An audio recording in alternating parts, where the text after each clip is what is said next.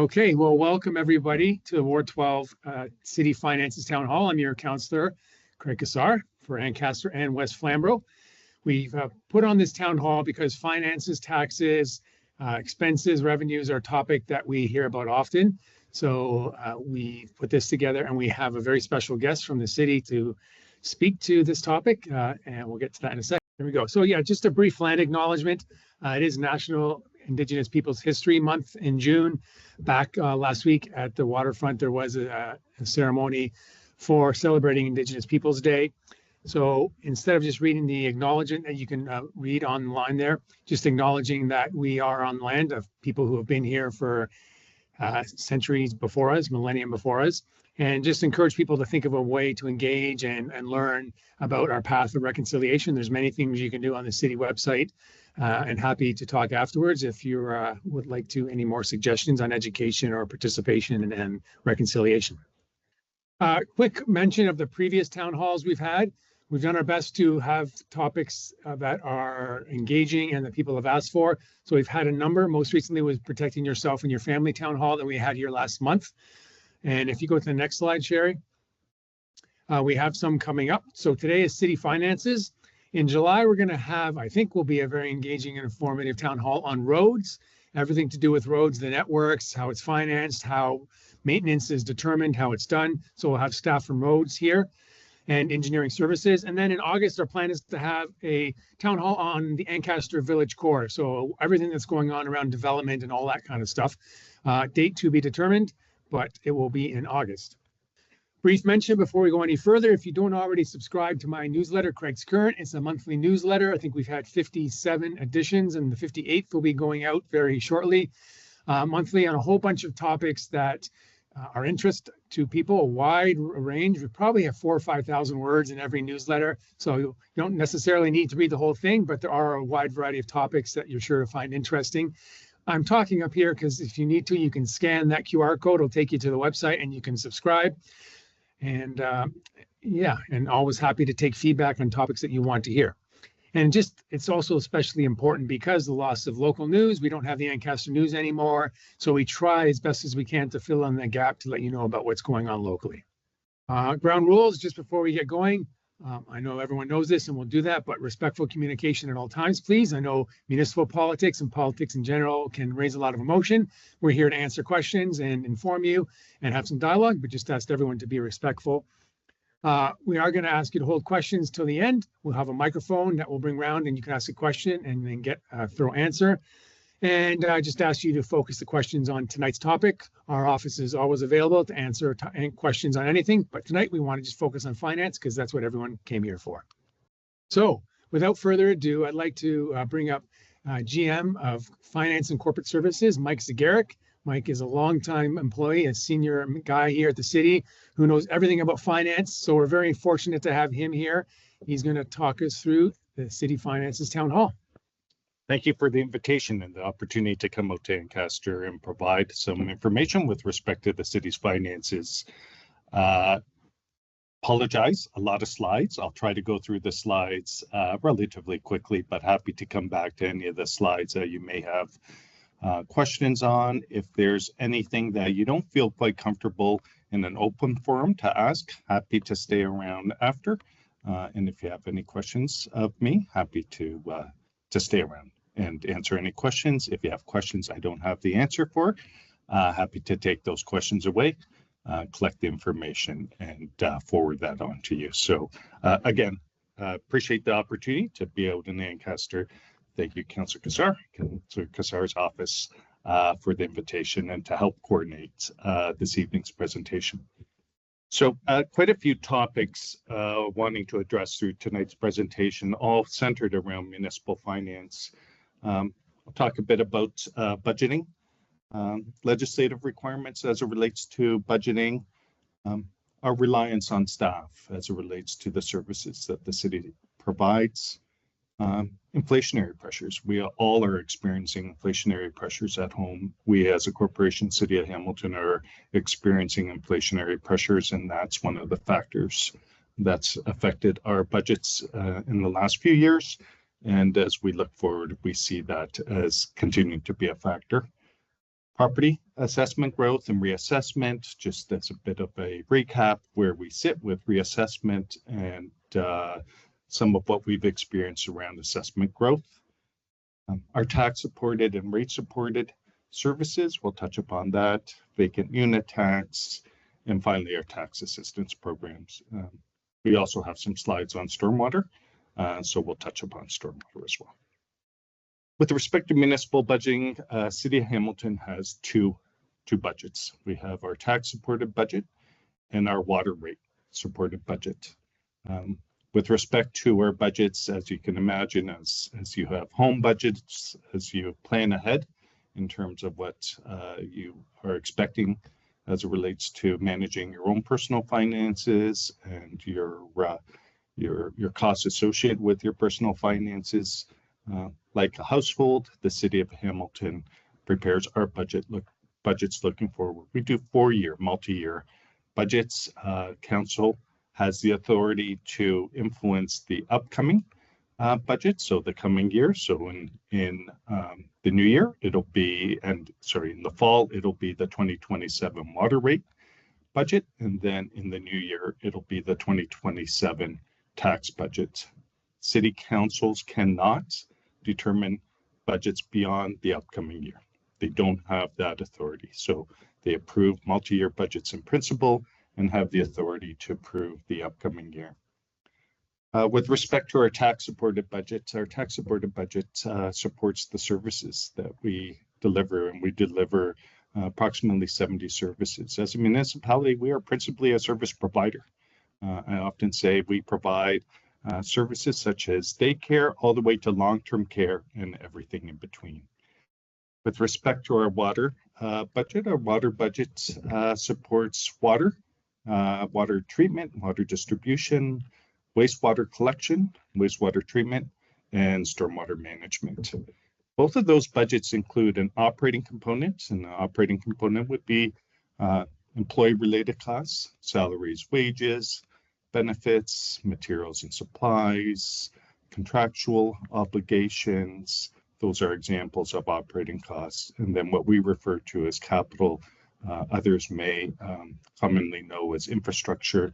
That includes not only our roads and bridges and recreation centers, but as well equipment, such as our fire trucks, our paramedic vehicles, our public works trucks as examples of capital requirements. So we develop both an operating budget as well as a capital budget for both our tax supported and our water supported budgets. Relatively recently is the provincial government brought in strong mayor powers, and the strong mayor powers as it relates to municipal budgeting provides the mayor the authority to send out not only a directive to the organization through the city manager and through the treasurer, in the case of City of Hamilton, myself, and our city manager, Marnie Klecki. And that directive is essentially guidelines as it relates to how staff are to prepare or develop the budget. And that information under the legislation has to be delivered by February 1st in the form of ultimately a proposed budget. That budget then goes to council. Council has the opportunity to receive the budget.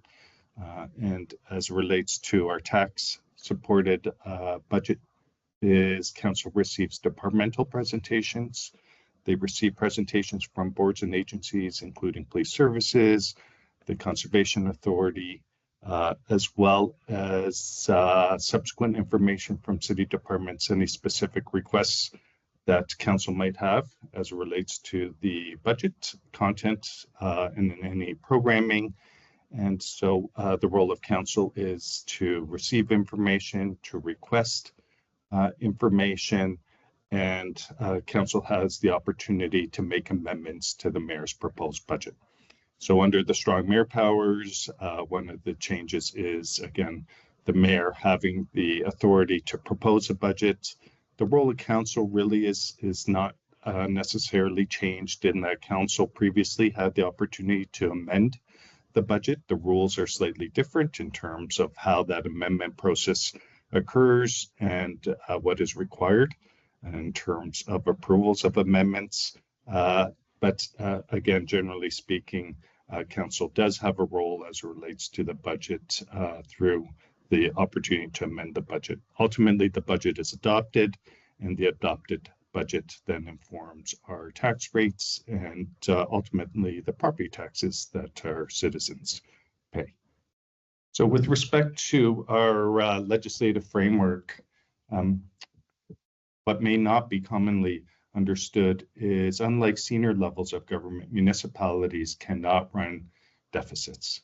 If we have a deficit at the end of the year, the municipality is required to fund that deficit either through a reserve, effectively our bank accounts, or we have to carry it over into the subsequent year as a tax increase into the subsequent year. Slightly different than provincial federal governments, where they do run deficits and then they fund those deficits principally either through taxes or alternatively through debt. That's another difference between provincial federal governments versus municipal governments. Municipal governments cannot fund operating costs through debt. What we can fund through debt is capital costs, infrastructure investments. So whether that is the cost of a new rec center, whether that is cost for roads, whether that is cost for some vehicles, not all vehicles, depending on useful life, but we are restricted to using debt as it relates to infrastructure and infrastructure only. One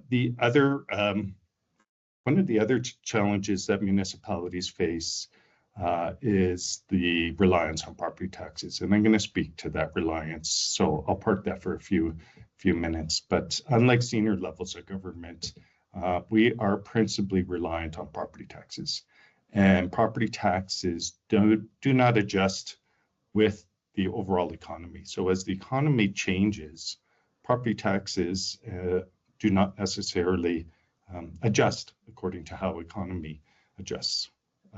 For example, when inflation occurs and we all pay more in the form of HST because the cost of that good or service increases, that's a revenue tool that adjusts with the economy.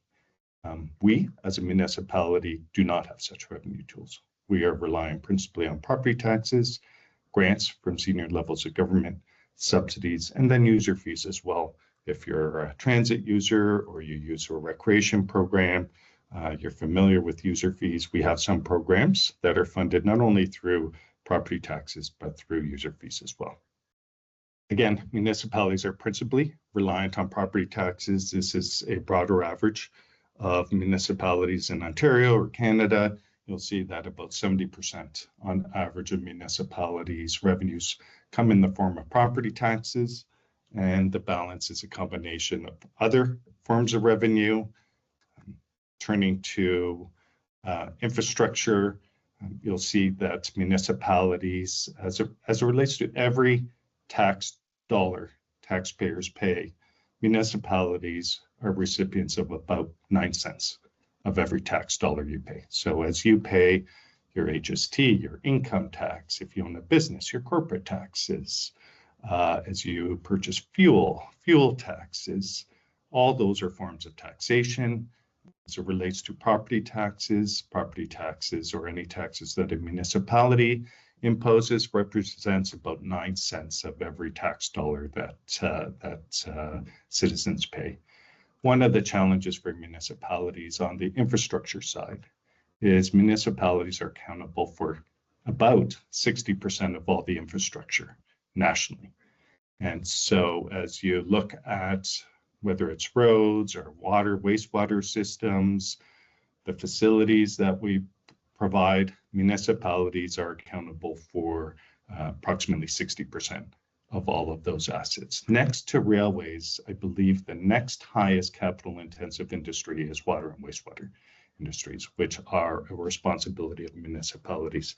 That represents one of the challenges that we have, as we have to invest into infrastructure, replacing infrastructure, is the challenge that we're relying principally on property taxes and user fees. We don't have the same breadth of tools that other levels of government, nor do we have tools that are as responsive to what's happening in the economy as other levels of government have. So with respect to our city's gross expenditures, and this is our tax supported programs, 2026 council, the adopted 2026 budget represented an overall investment of about $2.9 billion. And you can see the breakdown of those investments across social services, housing, police, transportation. I won't go through the busy chart. You'll see it's a relatively busy chart, but it provides a breakdown of what that $2.9 billion represents. So again, a breakdown, a few of the areas at the bottom, you'll see capital financing. I mentioned infrastructure. We're responsible for the delivery of municipal infrastructure. We fund that infrastructure, not only through the property taxes that you pay, but we do issue debt to support the infrastructure. Why do we issue debt? When you make a big investment in the wastewater treatment plant, that wastewater treatment plant is going to benefit multiple generations.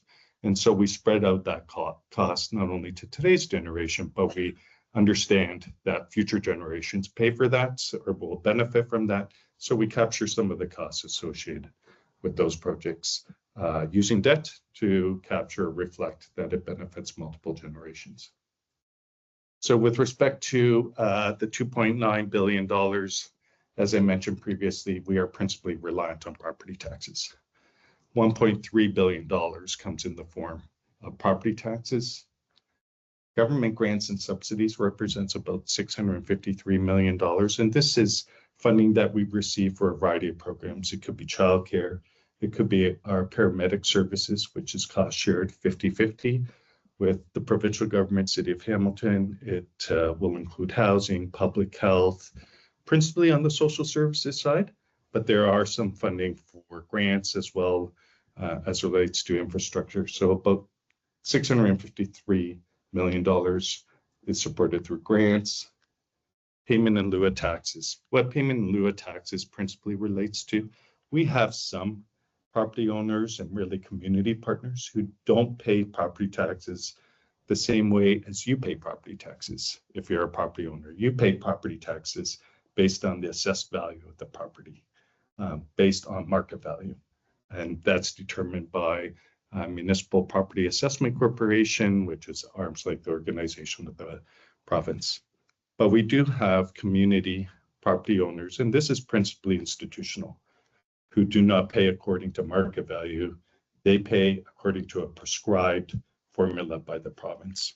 And this represents a bit of a challenge, not only for the City of Hamilton, but for other municipalities. More specifically, our hospitals and universities pay according to full-time student and according to the number of beds in the hospital.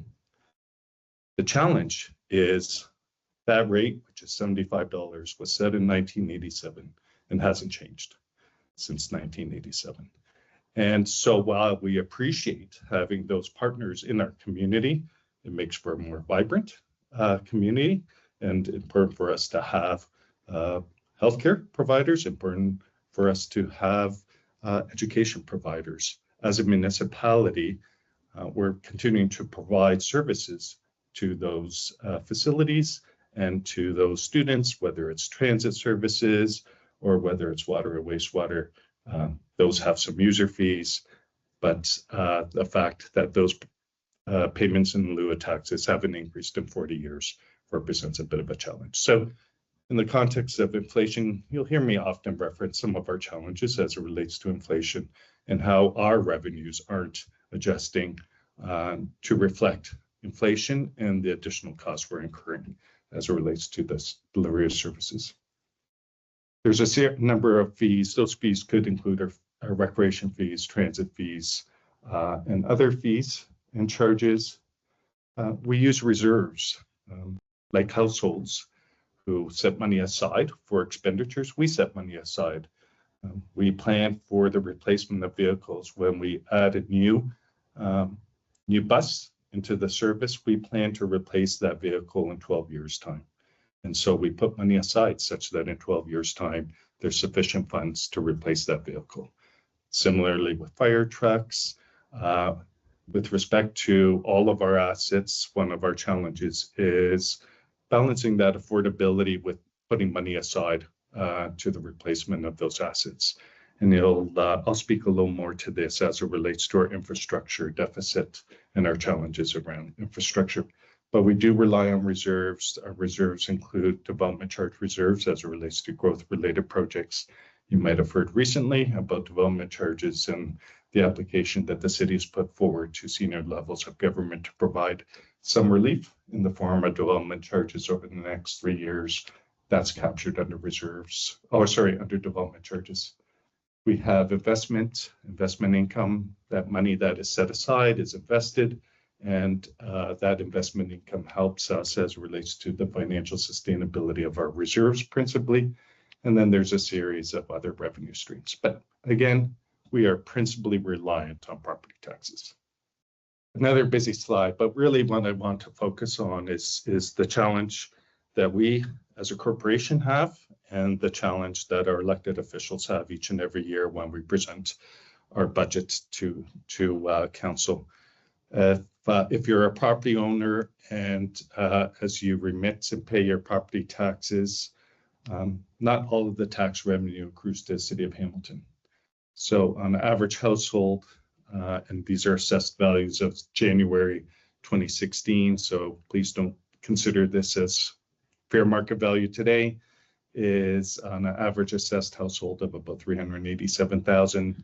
In 2026, they can expect to pay about $5,570 in property taxes.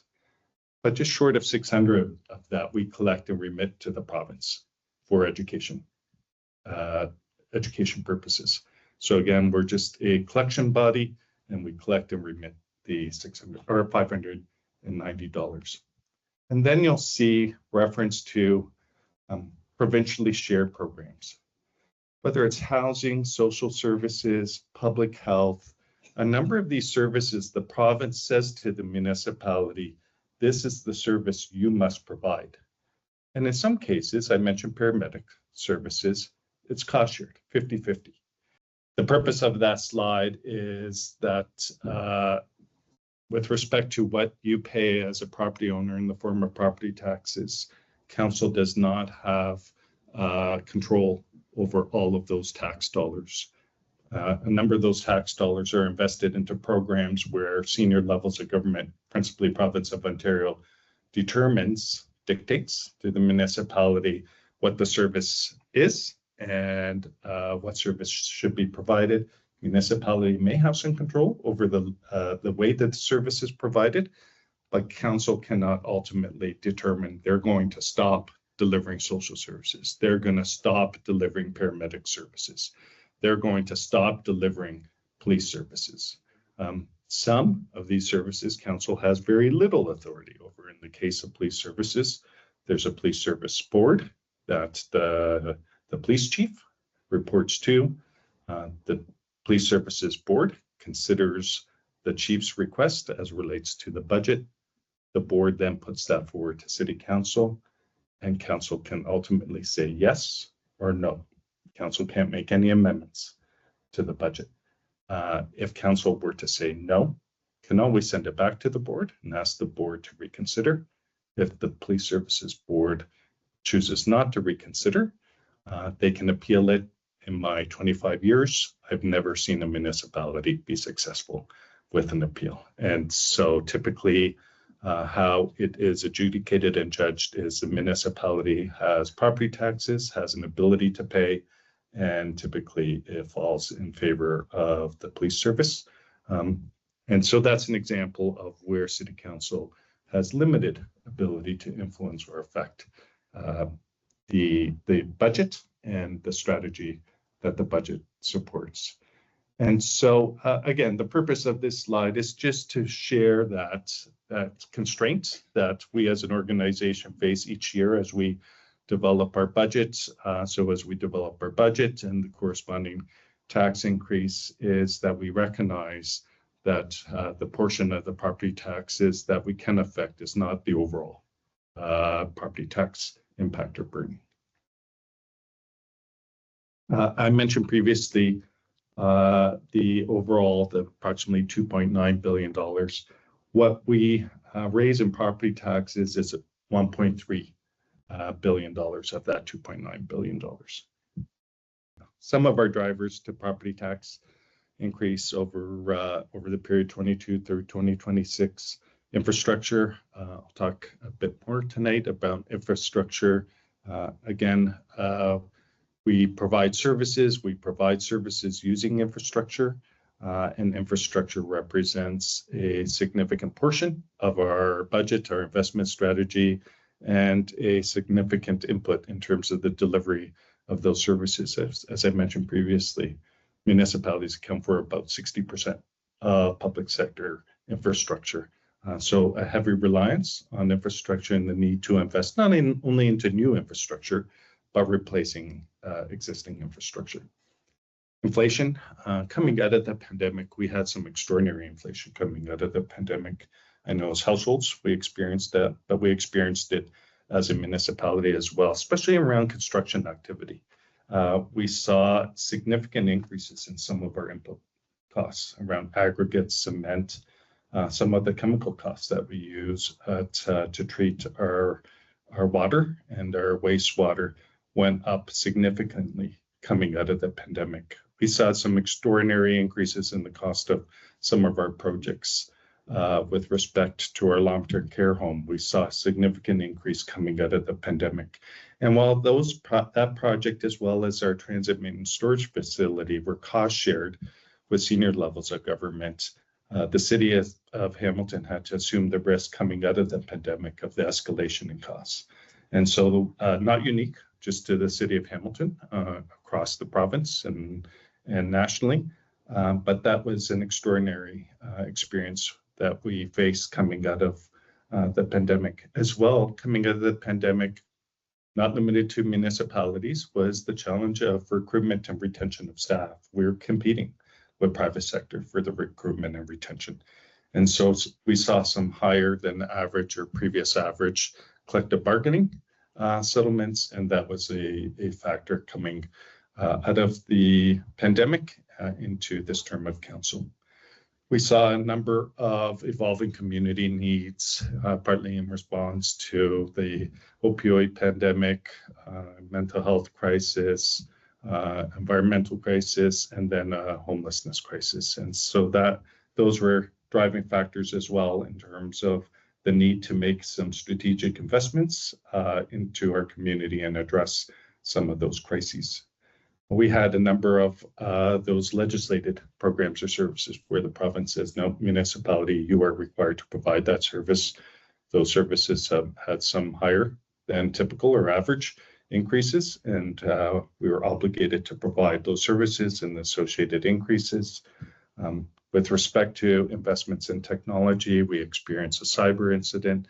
We had to make investments as it relates to recovering systems and data, but it also gave us an opportunity to invest, looking forward to improved systems, looking forward. So something for staff in terms of helping us with the retention of staff is making investments in better systems so that staff can be more effective in the delivery of their services. And then finally, we recognize the affordability challenge, and we made a number of efforts through our financing strategy to positively affect the affordability challenge. And I'll speak to this more specifically in our reserve strategy, using our bank savings or reserves to help smooth out some of those investments and balance that with affordability. So just to illustrate the earlier point I made around the relationship between municipalities and provincial and federal governments, and this is City of Hamilton specific around the period 2019 to 2026, you can see that upward trend in terms of those cost share programs. So this would be social housing, social services, long-term care, paramedic services. You can see the upward trend in the cost of delivering those services. What you'll see is that bottom part of that stacked bar graph is the municipal contribution. And you can see that the municipal contribution was increasing at a greater pace than provincial and federal contributions. And that contributes to a pain point we have as it relates to our both our tax supported and water supported budgets, is the continued reliance on property taxes when senior levels of government aren't contributing at the same pace as it relates to their funding streams and their funding programs. I mentioned previously, we're a service provider, and we rely on our professional staff and our staff to deliver those services. Over this last 4 or 5 years, we've seen increases in staff, somewhere in the area, about 870 staff. But where we're seeing increases is in specific programs or priorities. You might know that the City of Hamilton is now at the end of its 10-year transit strategy, and there was a concerted effort to increase the level of transit services over the last decade. And over the last number of years, approximately 4 or 5 years, that included, for instance, bus operators. When you add a bus to the service, you need to have someone operating that bus and maintaining that bus. And those staffs, we call them FTEs, apologize for that acronym, those staff represented approximately just short of 180 staff of that approximately 800. Long-term care. These are our 2 long-term care facilities, Wentworth Lodge and McCassett Lodge. There was an increase of approximately 125 staff to those 2 homes. What this tied to is, and full credit to the provincial government, they increased the level of care to each of the recipients in the homes, and targeting moving towards a 4-hour on average level of care to those residents in the homes. And so the municipality, this is one of those cost share programs, the municipality provides the service, and to the credit of the provincial government, they funded those additional staff. And that includes principally personal support workers, but some nurses, dietitians. A bit of a personal bias here. Our late mother lived in the long-term care home for 10 years, incredibly valuable resources and work. And so wanting to extend the credit where the credit is due. And so again, those additional resources are going towards improving the life of those residents in those homes, but not a property tax impact. So again, this is a unique situation where the provincial government is solely funding those FTEs. Talked a bit about paramedic services as we have an aging population, and as those residents age, whether they age in home or in one of our long-term care homes or in another facility, from time to time they need to access our paramedic services. And so we've had to increase the level of paramedic services to reflect the demographics of our community, our aging population, as well as a growing population as well. And then you'll see a number of other areas that contributed to the changes in programs or services as it relates to planning, as we look to develop out our municipality, some additional resources for planning. These are principally funded through other fees, user fees, developer fees or planning fees, housing services, IT, building has fees as well, dedicated fees, but just wanting to provide a breakdown of those programs and the related resources that were required to support those programs. Next slide, please. You'll hear from time to time the separation between city departments and boards and services. Boards and agencies. Boards and agencies include Hamilton Police Services, Hamilton Public Library, Hamilton Farmers Markets, Royal Botanical Garden, and our conservation authorities.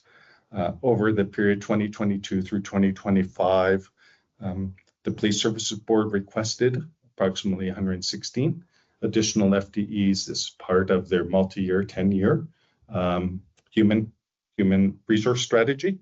And you'll see that of the boards and agencies, Hamilton Police Services made up the majority of additional staff. Hamilton Public Library represented just short of 16 FTEs, and finally, farmers markets, less than 1 FTE. Consumer Price Index. Often we have conversations at council in the context of affordability. Should we not be aiming towards aligning the increase in the cost of city services with the Consumer Price Index? One of the challenges of that approach is that municipality isn't a household. We don't consume the same goods or services that are used to determine the Consumer Price Index. Consumer Price Index includes a bundle, a basket of goods. It includes food, clothing, shelter, expenses that a household incurs. While we incur some of those expenses, whether it's energy, whether it's fuel, we don't incur the same basket of goods or services. And so some municipalities have developed a municipal price index to better reflect what the city is experiencing relative to what households are experiencing. Both households and municipalities are experiencing inflation. And so important to recognize that. Also important to recognize that we understand the challenges that residents and households are facing as it relates to the affordability, and that has formed part of what staff have presented to council, what the mayor has proposed in the mayor's budget, and some of the amendments that council has made to the proposed budget. So with respect to municipal price index, we're continuing to develop this work to better reflect what the city of Hamilton is experiencing in inflationary pressures. I gave those examples coming out of the pandemic. We're actually experiencing some of these same pressures because of geopolitical factors. So as if you own a vehicle and you're purchasing fuel for that vehicle, we too operate vehicles and we're experiencing some of those pressures. We have vendors who are experiencing some extraordinary pressures trying to get supplies to us. And so we're continuing to experience this now for other reasons, not pandemic related, but because of some of the geopolitical conflicts worldwide, similar to what households are experiencing, we're experiencing that as well. Talked a bit about infrastructure. Infrastructure and investing in infrastructure has been a priority of this term of council. And so what you'll see is the trend line, the increase in the investments that we've made into infrastructure. And this is principally our tax-supported program. And you'll see that over the period 2024 through 2026, a significant increase in the pace of infrastructure. So this is a recognition of our asset management strategies. Staff have presented to council. We have an infrastructure deficit of about $5.2 billion. If we had to replace all of our infrastructure, it would represent approximately a $5.2 billion cost, and the need to invest in that infrastructure. And that infrastructure is aging. We weren't keeping in pace with the aging of that infrastructure, and that was developing challenges in terms of higher maintenance costs. And so council approved a strategy with respect to our roads, our water system, wastewater system, storm, we call them, and engineered services, our core services. Staff presented a 10-year strategy to get us to a sustainable annual level of investment. That contributed in part to the increase in the investment. Our non-core services, which represent recreation and our other services, we recognize the challenge with respect to balancing investment with affordability. So right now, what we're planning towards is a 25-year investment strategy. We recognize that is too slow of an investment strategy, but exclusive of getting funding from other sources of revenue, such as provincial, federal governments, and some of the partnerships, is we're needing to balance this investment strategy with affordability, and that is one of the constraints that we face. Talked a bit about reserve strategy. Coming into this term of council, we experienced the pressures coming out of the pandemic I've already spoken to, reference to, including some of our collective bargaining obligations, some of those extraordinary costs, such as the transit main storage facility, our long-term care home, and then we had the need to make investments towards some of the crises, including our housing strategy. And so we had funds set aside in reserves that weren't committed, and with intention, to draw on these reserves, as it relates to property tax affordability, you'll see that at the bottom part of the stacking bar, as well as funding of development charges. When we incentivize development through reduced development charges, we have to fund that from existing taxpayers, ratepayers. We have no alternative legislation. Provincial legislation requires that. And so we had to fund not only some legacy previous decisions, previous terms of council, but the ongoing programs that we have with respect to development charge exemptions, as well as our housing sustainability investment roadmap. You'll see that represented about $72 million. And that included community partners as well. That 72 million was leveraging funding through some of our not-for-profit housing providers and other providers, as well as leveraging some provincial federal funding. So in part, that funding went towards leveraging partnership and developing new housing units or stock, improving the number of shelter beds that we have in the city, recognizing the shortfall we had in shelter beds, but as well as offsetting some of the clawback that the federal government was applying to housing providers. So as housing providers' mortgages, when they completed their mortgages with respect to their facility, the federal government stops providing funding to them. They grew dependent on that funding to help pay their operational costs, and the city of Hamilton had to help offset that clawback in federal funding in order for housing providers to have funds to pay their hydro bill, their gas bill, and some of the other costs associated with providing housing. What I wanted to highlight is our intention, what council supported, was a strategy where we would wean ourselves off these reserves. We haven't reserved balances in order to sustain drawing on these reserves beyond this time period, this strategy. And so council supported drawing on reserves, but required staff to present a strategy where we would wean ourselves off that reserve. We can't keep going back to our bank account and drawing the same level of funding that we were drawing in 2024 each and every year.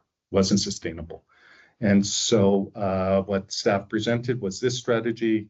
Council endorsed it such that by 2027, as we go into 2028, we will wean ourselves off of those reserves. But that's been part of the contribution to property taxes. As we wean ourselves off of taking money out of the bank account to pay our costs, we had to replace that with sustainable funding. So in 2026, our average property tax increase was 3.87%, and about 0.3% of that was replacing some of the reserve funding with sustainable funding.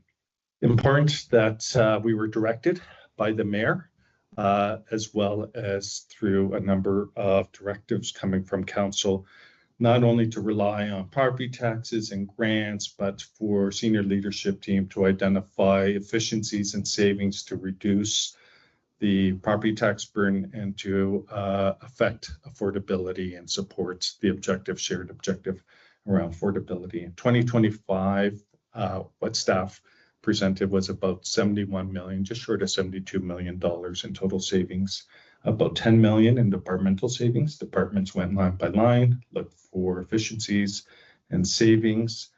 There was some reassessment assumptions we had made that were no longer in place. So we made some changes to our assumptions around reassessment, assessment growth, our capital financing. As I mentioned, we fund capital principally through property taxes and debt. But what we do as staff is each year we look at capital projects that were approved in previous years. We assess whether those projects continue to be a priority. If they're not a priority, we recommend to council to close those projects out and to realign that funding to new priorities. Or if that project had a surplus at the end of that project, is we apply that surplus funding as part of our financing strategy for the upcoming year. So we tried to exhaust our options with respect to our infrastructure strategy. There were a number of council referred items and business cases that were referred, some changes to our contingency, operating impacts of capital when we add a new facility to the city, we have to staff that facility. It requires staff. And so we've referred to that as operating impacts of capital. That's the staff required for either a new facility, a new transit vehicle, a new fire truck, and then gapping our savings that we experience in staffing as it relates to vacancies. So in 2025, that represented about 70, just short of 72 million. In 2026, I won't go through the same list, but you can see that represented about just short of $61 million. Very material. Sometimes citizens ask me, how do staff provide an outlook or a forecast for the coming year of 13%, 10%, and ultimately land at 5-6%, or in 2026, in the case of 3.87. In part, it's through these efforts. Each 1% equates to about $13 million. So you can, each 1% increase in property taxes equates to about $13 million. So you can see how material those efforts are as it relates to arriving where we ultimately arrive in terms of a final tax increase. Next slide, please. MPAC assessment. So we haven't had a reassessment from MPAC since 2016. So I'll try to explain this, and I'll look to Councillor Cassar if I need to slow it down or repeat something. Your home, if you own a home in Ontario, Hamilton or elsewhere, the assessed value of your home that you receive from MPAC represents the market value of that home as of January 1st, 2016. And so while typically assessments happened every 4 years, we have not had a reassessment since 2016. And so that reassessment is phased in over 4 years, such that the change in assessed value would have been captured by 2020. So there has been no change in reassessment. It creates some confusion for property owners. They look at their assessed value, and in part you may think it's a steal. Someone's not aware that your home's worth a lot more than what the assessed value according to MPAC is. Important to note, everyone's in the same position. Everyone's home is assessed as of January 1st, 2016. Where this further creates some confusion, some challenges, was having such a lengthy delay in reassessment. I'm often asked, Mike, there's a home that was just developed down the street. I know it's sold for $900,000. Why isn't that reflected in terms of the city's financing? Well, it's because MPAC reflects the value of that home, irrespective if it transacted at $900,000. They go back and say, what was that home worth as of January 1st, 2016? So that property owner is effectively being treated fairly. Everyone's homes are being assessed and taxed as of January 1st, 2016. But you can understand the challenge that we are going to face when MPAC does introduce a reassessment. The challenge will be now explaining to property owners your home that might have been assessed at $387,000, which is our average for 2016 in the city of Hamilton, is now being assessed at $500,000. Where this creates confusion is, I would assume most property owners will think their property taxes are going to increase proportionately. That's not the case. Provincial legislation requires when municipalities go through a reassessment is that the exercise has to be revenue neutral for municipalities, meaning when assessments increase, we have to proportionally reduce our tax rate so that at the end of the day, it is revenue neutral to the municipality. A little different, I would say, and I have a bit of a bias here, working municipal sector, a little different than senior levels of government. I often say, and my family knows this, I tend to be a brand loyal purchaser. When I like a particular product, I will tend to be very loyal to that brand. And so if I like a shirt, piece of clothing, I'll purchase from that brand. So case in point, this particular shirt, 2021 was $50. Start of this year was $100. In 2001, I paid $6.50 in HST for this shirt. And 2025, I paid double that. I paid 100% increase in HST for that shirt. And so seniors at levels of government, they benefit from that. They benefit from the escalation in prices, in part due to inflation. HST doesn't change. They generate more revenue without changing the tax rate. Municipalities, very prescribed.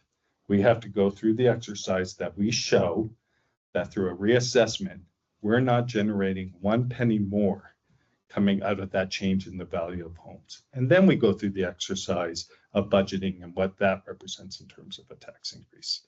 So I appreciate a lot of information, short period of time, but this is going to create a challenge not only for City of Hamilton, every municipality in Ontario with a 10-year wait for reassessment. This is going to be a challenge as it relates to properties, but as well, I expect, I don't know this, but I'll assume we're going to see significant shifts across classes. And in part, I assume this looking out my living room window as I see delivery trucks driving up and down my street delivering goods, e-commerce goods. And so we're seeing erosion, for instance, in our retail sector. If you go to Limeridge, you'll see the loss of the 2 anchor stores. And that's detracting from the revenue that we receive from those classes. And that transfers on some of the burn or the shift onto the residential class. So just some examples how reassessment is going to create some unique challenges, not only to City of Hamilton, but to municipalities in Ontario. Shift a bit now to our water budget, rate budget 2026. Council, the adopted budget represented an increase of 7.32%. Many of the same drivers, cost drivers. Again, approximately 50%, I might not have touched upon this. On our tax-supported budget, 50% of our budget is employee-related costs.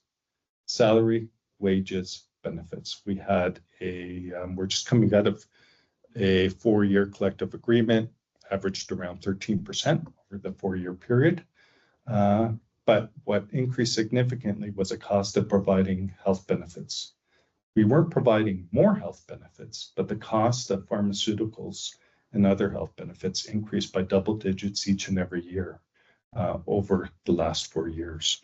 And so those are some of the factors that contribute to, in part, inflation, but as well as a cost driver to our budget. Capital finance, I mentioned water, wastewater, super capital intensive. All of those, the underground infrastructure, pumping stations, treatment stations, heavy reliance on infrastructure and the associated costs. We have some contractual pressures as it relates to some of the delivery of our services.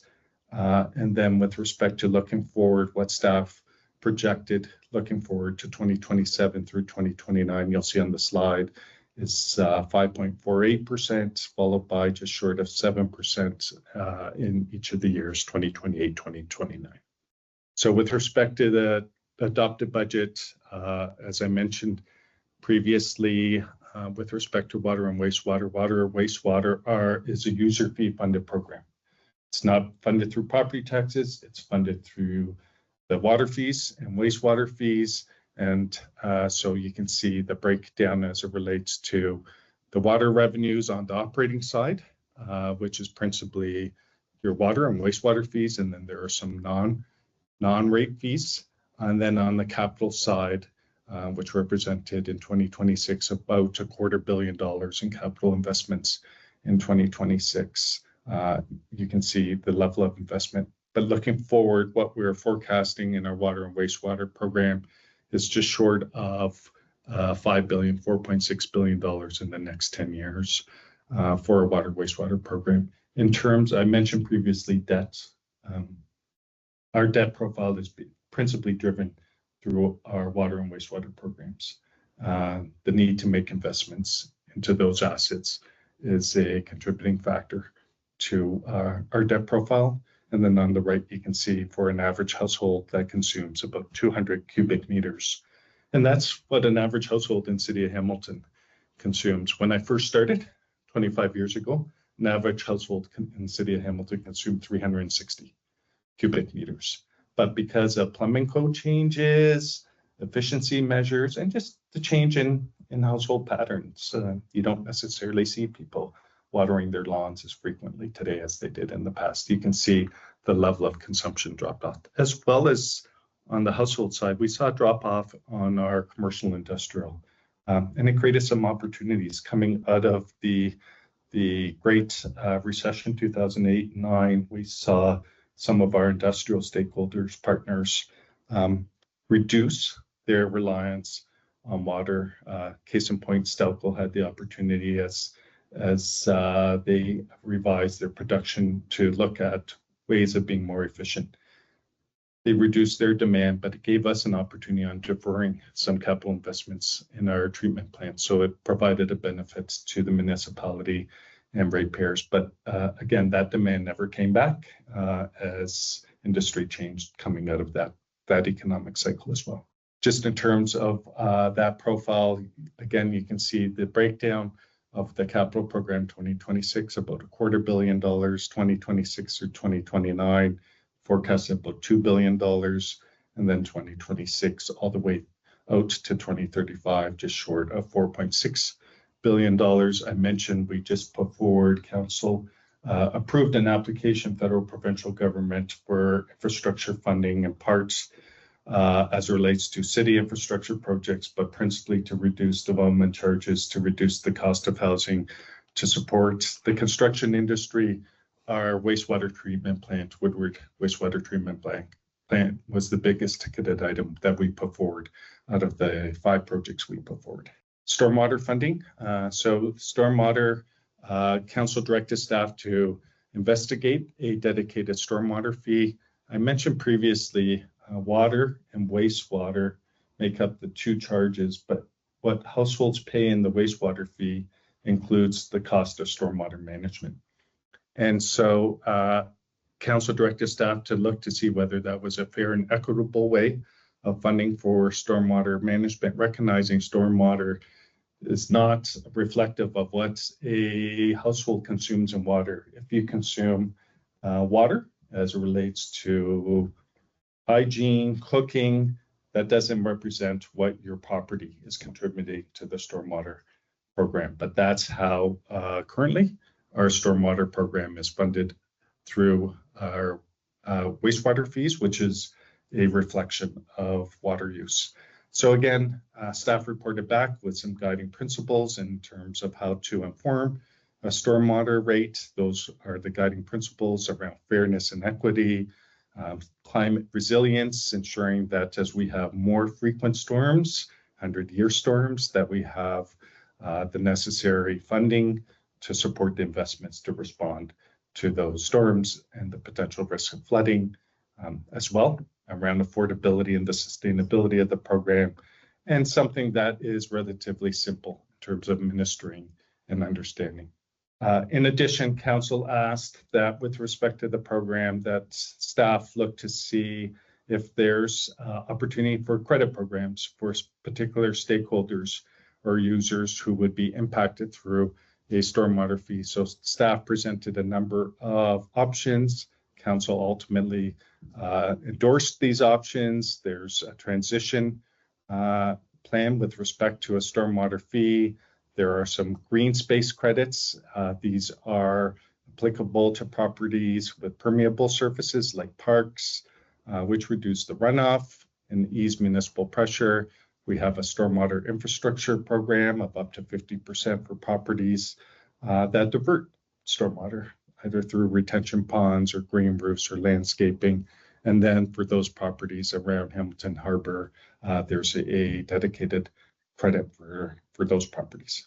The provincial government went further in response to concerns with respect to farmland, as well as managed forests that are not connected to a municipal engineered stormwater system, the provincial government now restricts municipalities such that those properties cannot pay a stormwater fee. So while the farm, building, and the associated land do not pay, there's still question with respect to the farmhouse itself if it's connected in some way to a municipal engineered service. But again, that is a change. Staff reported back that would cause a shift of about, you'll see at the bottom here, $1.4 million. It's still a user fee funded program. There's not an alternative funding source with this provincial legislation. So we have to redistribute that impact to other property owners. And so you'll see the reference that would represent about $1.4 million in foregone revenue that we have to fund through other users. And that would increase, for instance, on a household, the annual fee by approximately $3.65. Okay, we're nearing the end. Tax assistance programs, just wanting to share this slide. It's on the city's website as well. There's a series of programs that we provide. If you are a senior, 65 years of age, sorry, not the Shoppers Drug Mart consideration of a senior, but if you are 65 years of age and you meet some thresholds around assessed value of your property and household income, you're eligible for a tax rebate of approximately $236. If you're eligible for that tax rebate, you'll get an automatic water and wastewater rebate of $160. So encourage you, if you're not familiar with these programs, please, it's on the city's websites. And as well, if you reach out to our customer contact center, staff can assist you as well. There are programs for those who are considered low income and who have disabilities. There's some targeted programs.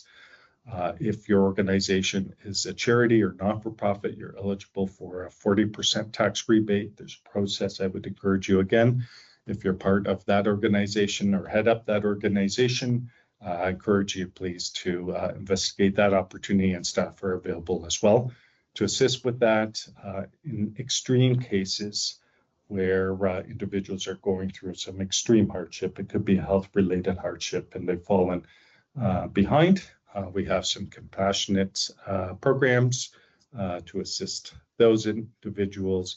And then with respect to some of our veteran facilities that support veterans, some of the programs. So just wanting to provide that information as it relates to our tax assistance program. And then moving on to another theme that often comes up is vacant unit tax. So vacant unit tax was introduced, first year of our vacant unit tax was 2024. If you've completed your first year, second year declaration, thank you for completing the declarations. With respect to our 2020, we just completing our reporting for the first year program. It just went to council yesterday, and we're nearing the end of the first year of the program. So again, thank you to those who have declared. These are, so approximately, I think 96% of households, thereabouts, have completed their declarations. We understand it was a bit of a bumpy road the first year of the program. Appreciated all the feedback from community, from elected officials in their offices, just wanting to recognize the work of my staff. They really were responsive, trying to adjust the program each week to make it more responsive to some of the challenges individuals are having with the declarations. So again, this relates to properties that are vacant for more than 183 days out of the year. The intent of this program is to support housing supply and to take properties that are vacant and provide an incentive for property owners to have occupancy in those homes. If property owners choose to continue to make those properties vacant, the proceeds of the vacant unit tax are reinvested into our affordable housing reserve. So all the funds get reinvested net of the cost of administering the program into our housing program. There's a number of exemptions under the program. I won't list them all. Those are examples of some of the exemptions of the program. Next slide, please. So for 2024, I mentioned first year, approximately 178,000 properties were required to submit their declarations, and approximately to date, 98% have. So again, if you're part of that 98%, thank you. Approximately just short of 380 properties have declared vacancy, and then approximately 2,600 properties didn't respond. And so not knowing whether those are vacant or they just didn't understand that they had a responsibility to complete the declarations, and council has approved a number of measures to extend timelines and to show compassion and provide property owners with further opportunities that ultimately extend all the way to December 31st of this year, 2026, as relates to 2024. But with respect to that 2,600, I can tell you that about 1,400 have paid their vacancies. So while 2,600 did not declare, 1,400 of those have ultimately paid the vacancy unit tax for their properties. As we look ahead to 2025, and we're just gathering our 2025 information, I think I'm being timed out here. Again, about 98% have completed their declarations. Again, thank you if you completed your 2025 declaration. Approximately 306 have declared their properties vacant. Again, this was not intended to be a revenue generation exercise. This was intended to encourage property owners to convert vacant homes into occupied homes. Our analysis of 2025 relative to 2026, of those 379 properties that were, of those properties, the 379 that declared themselves as being vacant, about 66% were occupied in 2025. So that's great. That's what we wanted to see. We wanted to see vacant properties turn over to occupied. It's not only as it relates to housing, makes for more vibrant neighborhoods and communities. So as one measure, we're just celebrating that achievement. And then as you see for 2025, we'll continue reporting as it relates to the performance of 2025. The 2025 vacant unit tax installments are due June 30th and September 30th. So if you have declared vacant, just encourage you to please make your installments June 30th and September 30th. And then with respect to vacant unit tax specific to this ward, Ward 12, again, approximately just short of 97% have declared their units as occupied. Approximately 1.8% declared their units as vacant, and approximately 1.4% were deemed exempt for those reasons that were listed on a previous slide. So just wanting to share some metrics as it relates to Ward 12. Thank you. Thank you for your patience and your interest, and thanks for the opportunity to come out today.